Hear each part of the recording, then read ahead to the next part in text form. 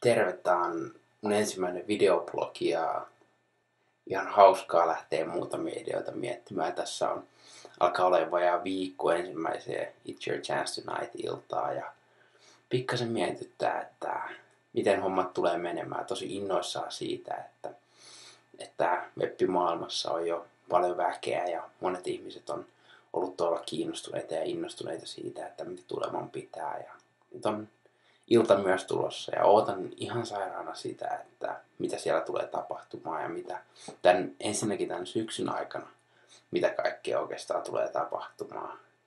Mä otan tosi suuria juttuja. Mä uskon, että kaikki se, että mitä tässä on jo tapahtunut viime kevään aikana, siitä kun viime joulusta lähdettiin Urban Lightia rakentamaan ja kuinka nopeasti ja ihmeellisesti kaikki jutut on tapahtunut ja Jumala on avannut ovia tosi paljon, niin mulla on jotenkin tälle syksylle, mä otan, että oikeasti ihan mielettömiä juttuja tulee tapahtumaan ja mä oon varma siitä, että oikeasti me saadaan yhdessä olla kasvamassa, me saadaan yhdessä olla rakentumassa. Se myös tarkoittaa paljon sitä, että me päästään tekemään tätä hommaa yhdessä. Koska se ei ole se pointti, että on muutama kaveri tekemässä, että muutama kaveri on vaan siellä kentällä pelaamassa ja muut katsoina.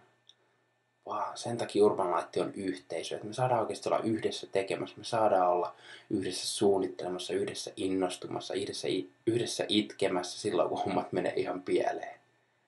Ja se onkin salaisuus, että me saadaan oikeasti olla yhdessä tekemässä ja etsimässä sitä tarkoitusta, mikä Jumala meille kaikille on antanut.